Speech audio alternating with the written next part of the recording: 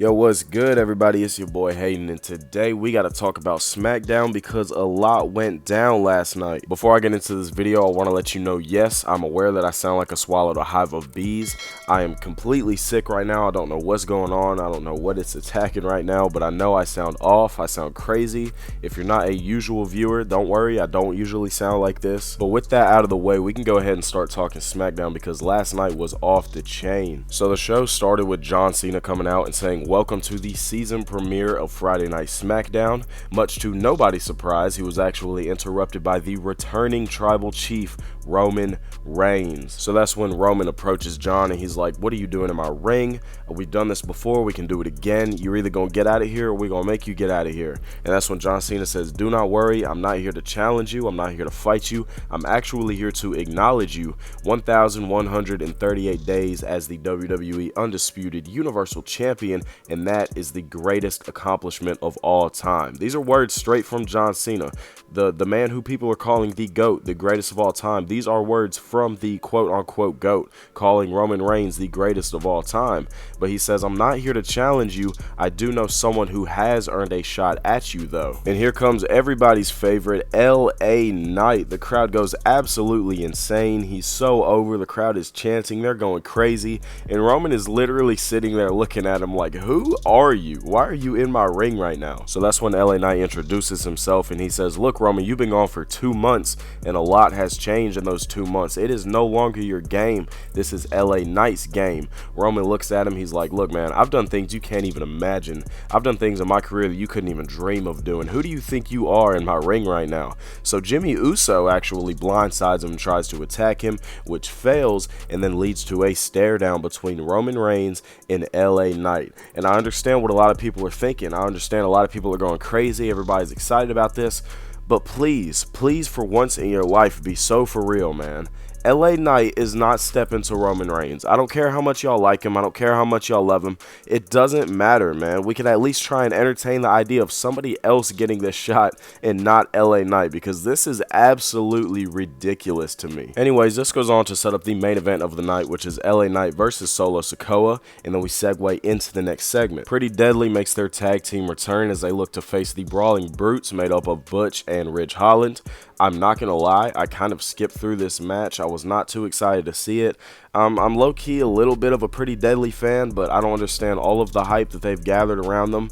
Elton Prince was actually returning from injury, and that's actually how they won the match. They fake milked his injury. The ref was distracted, whatever. They cheated. They got the roll-up pin, and they got out of there. Kind of underwhelming and kind of a waste of time, it seemed. I was not too excited to see this. It kind of felt like compared to everything else that was on the show, it was pretty lackluster. But the next segment was pretty hype because we got to see the returning Carlito. He is actually on the Smackdown brand and looks to have joined the LWO. He's having a backstage interview, which is then interrupted by Bobby Lashley. Bobby says, "Look, man, last time I remember seeing you, I'm pretty sure I was beating you up on SmackDown, but water under the bridge, welcome to my show." And that's when Carlito says, "You know what? I just got a great idea. How about my first match back in the WWE is against Bobby Lashley?" The Street Profits then come in and they absolutely demolish this dude. Like, I'm talking, they're killing him, they're beating him with the chair, they're stomping on him, it's going crazy. The LWO come to check on Carlito, and while they're checking on him, Bayley interrupts because she needs to talk to Adam Pearce.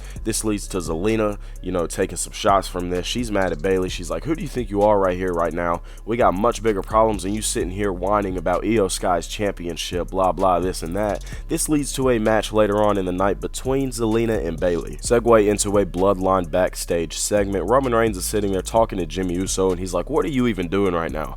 Why are you here? Why are you calling audibles? I call the audibles, I run the plays. What are you doing right now?" And Jimmy's like, "Look, man, it's like you're starting QB, I'm the backup, whatever. You're not here to call audibles, I'll call audibles." And Roman's like, "Nah, we're not having none of that. Let me tell you something. While Jey Uso and Cody Rhodes, they're running around on my show, they're tag team champions, that is a slap in the face to the Bloodline, and you need to go handle it." So Jimmy Uso's like, "You know what? I got you. I got it." Next is the Bayley and Zelina match, which actually leads to Bayley getting her first singles titles win on television in a very, very long time.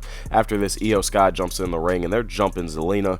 Out comes Charlotte to make the save, and we all know where this is going. Segue into Triple H's major announcement. He's actually out there with Adam Pearce already in the ring, and he says, I just want to take a minute to just talk about one of the unsung heroes of the WWE. Adam Pearce has been here for the past 4 years, maintaining business in Raw and Smackdown. That is a duty that goes unnoticed. He's such a hard worker, but he no longer is going to do this alone because I am officially promoting him to the Raw General Manager. This leads to Dominic Mysterio actually interrupting Triple H and coming out there, and you know, he's trying to talk, but I have no idea what he was saying because the crowd boos were so insane. You can't hear anything coming out of the dude's mouth. So he's sitting there talking to Triple H. He's complaining. He's like, why are you letting Adam Pearce do stuff like this? You know, we got a tag match Monday. Why are Cody and Jay defending their tag titles tonight? This doesn't make any sense to me. And Triple H is like, look, you're talking to the wrong person. As I said, there is a SmackDown general manager now, and out comes the one and the only Nick Aldis. If you guys don't know who Nick Aldis is, I encourage you to go and watch some of his work in Impact Wrestling. Dude is an absolute beast, and I can't wait to see what he brings as an authoritative figure in the WWE. So he comes out and he has an announcement on who the collateral trade is for Jey Uso. If you guys remember correctly, Cody Rhodes was able to get Jey Uso transferred to Raw, and they always said that SmackDown would get a Raw superstar for the trade, and out comes Kevin Owens. Kevin Owens is officially on the blue brand now. There will be no more Sammy and KO. Sad to some people, happy to people like me. They were getting a little bit stale. I was honestly like kind of tired of seeing them on my television every single week on Raw. I'm so sick of Sammy and KO versus the Judgment Day, Sammy and KO and Cody Rhodes versus the Judgment Day. Sammy and KO must learn how to work around Jey Uso so they can get over the Judgment Day. I'm so tired of all of this. I'm so happy that Kevin Owens is finally split. He's on SmackDown again. Hopefully they do not give him another run at the WWE Universal title. I do not want to see that again. I fear for that. Then a Bloodline segment airs again backstage, and Roman Reigns is like, Jimmy, what are you still doing back here? Didn't I give you some orders to go handle? And Jimmy's like, oh yeah, my bad. I'll go handle it. Hey, Solo, let's go. We got some business to handle. And Roman's just mad. You know, I don't know what he thinks about Jimmy being back in the Bloodline. I don't know what he thinks about the current state of the Bloodline itself. It's going to be interesting to see how they work this. Next was the tag team title match. Cody Rhodes and Jey Uso versus Grayson Waller and Austin Theory. This match was actually pretty good because I like everyone that was involved in it, especially Cody Rhodes, Grayson Waller, Austin Theory. Those are my guys, and it was pretty entertaining. I love the new Cody 1D finisher move. It's absolutely insane. Needless to say, after this match, Cody and Jay retained, and Roman Reigns' music hit, which leads to one of the coldest stare downs that I've seen on WWE television in years. They are already teasing Cody Rhodes versus Roman Reigns again. Hopefully the WrestleMania 40 main event for the WWE Universal Championship. This time Cody needs to finish the story and bring that title home. Speaking of coldest stare downs, we got a stare down backstage between Charlotte and Jade Cargill. I cannot wait to see this feud. Like I said, Jade Cargill is one of them women that can get into the ring and put on a 5-star classic with anybody, and if you guys don't know, you better know soon because you do not want to miss out on this hype, especially against someone like Charlotte Flair. This is going to be absolutely insane to see. Now to the main event, LA Knight versus Solo Sikoa, and I'm not going to lie to you guys, I'm not a fan of LA Knight's wrestling style. It all seems very basic to me, so I didn't pay too much attention during the match. I didn't really get to notice a lot that was going on, but LA Knight was able to pick up the victory over Solo Sikoa.